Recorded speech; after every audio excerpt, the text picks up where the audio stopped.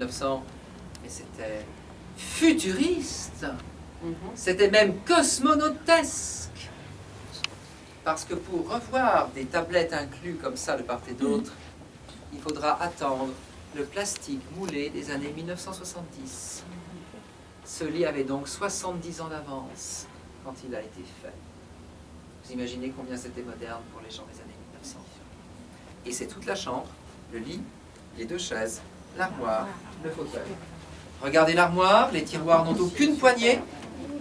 Vous ouvrez avec la fleur et vous ouvrez avec la feuille. Et ça, c'est très intellectuel. Qu'est-ce que ça vous dit? Ça vous dit, la nature est essentielle à votre quotidien, puisque sans elle, vous ne pouvez même pas ouvrir vos meubles. Et tout était comme ça. Ne croyez surtout pas que l'art nouveau soit une abondance de décors qui ne serait que pour ça. Pas du tout. L'art nouveau est la seule et unique période de l'humanité entière où les meubles parlent. Où ils ont une histoire à raconter aux gens qui vivent avec eux. Vous voyez, les cigognes donnent la vie, la nature est essentielle au quotidien, et tout était comme ça. Seulement aujourd'hui, plus personne ne comprend ce langage-là. Tandis qu'il y a 100 ans, il le décryptait tout de suite. C'est la grande différence. C'est écologiste. Mais bien sûr, c'est très écologique, mais bien sûr. Alors, autour de tout cela, un authentique Toulouse-Lautrec, Mademoiselle Mussy, 1896, et un authentique Lautrec sur le mur de sa chambre. Ça n'a jamais rien de désagréable. Une très belle lampe de Tiffany, avec les libellules, et une série de vases blanc-vert qui viennent de Karlsbad, en Bohême, près de Prague. Très belle ville d'auprès de Prague, Karlsbad. C'est ce qu'on appelle du Royal Dux, tous ces vases. Très symboliques, très symbolistes.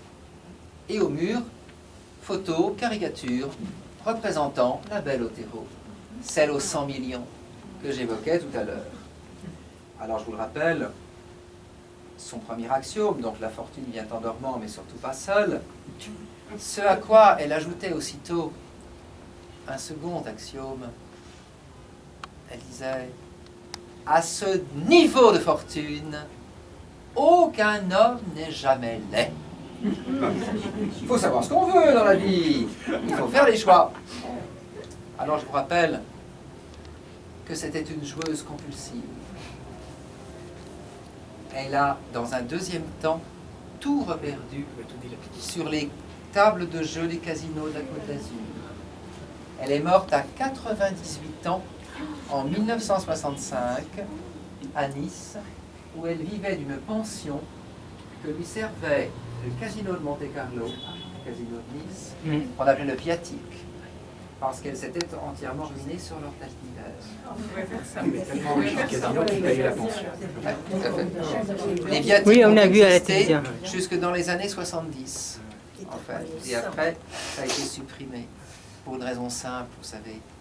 C'est parce que le législateur s'en est mêlé. Et quand le législateur s'en mêle, c'est toujours une catastrophe, bien entendu.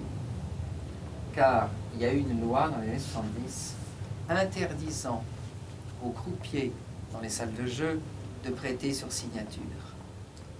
Car jusque-là, dans l'euphorie des parties, les gens prenaient un bout de papier, signaient pour 1 million, 2 millions, signaient, et les croupiers alignaient les plaques, sans poser de questions. C'est comme ça que les gens se ruinaient en une nuit, dans l'espoir de se refaire.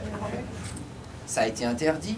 Aujourd'hui, dans un casino, vous ne pouvez y jouer que l'argent liquide que vous y avez amené.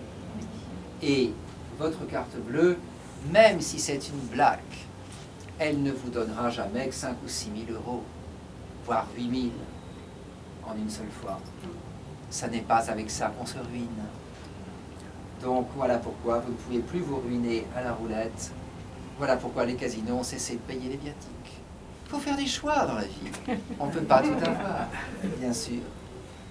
Donc vous voyez, ceci explique cela. Et je vais vous dire une chose. Elle avait 90 ans. Il y a eu une grande interview d'elle qui a été faite. Elle avait beaucoup d'allure encore, 90 ans. Et dans cette interview, elle dit une chose insensée, qui symbolise bien combien elle était une chose complètement compulsive.